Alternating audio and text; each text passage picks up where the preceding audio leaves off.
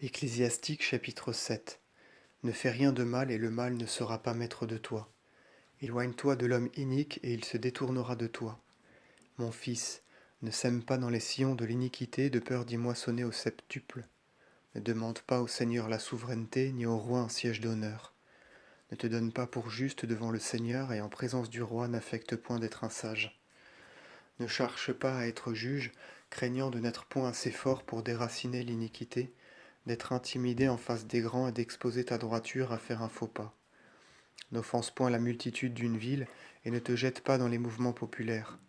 Ne te mets pas 2 fois dans les liens du péché, car même pour une seule fois tu ne seras pas impuni.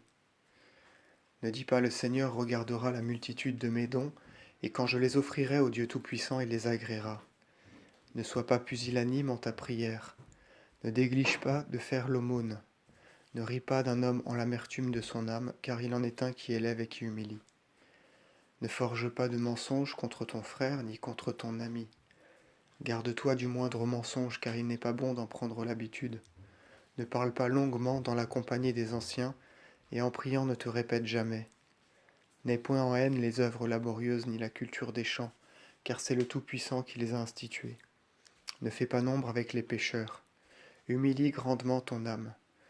Souviens-toi que la colère de Dieu ne se fait pas attendre, car le feu et les vers sont la punition des impies. Ne délaisse pas ton ami pour un indifférent, ni ton propre frère pour l'or d'Ophir.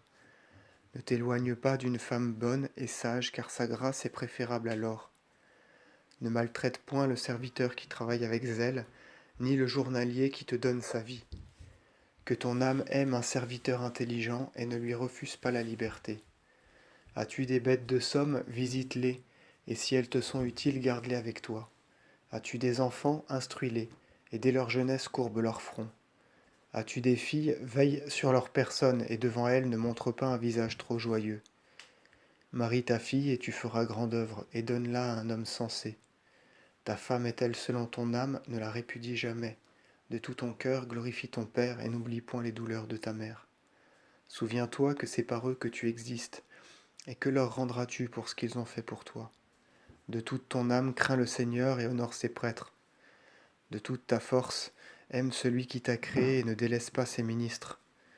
Crains le Seigneur et glorifie le prêtre, et donne à celui-ci la part qui est prescrite, les prémices des offrandes pour le péché, et les épaules des victimes et les sacrifices de sanctification, et les prémices des saints.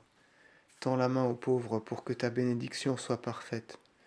Les dons sont agréables aux vivants, n'exclus pas les morts de cette grâce. Ne délaisse pas ceux qui pleurent et afflige-toi avec les affligés.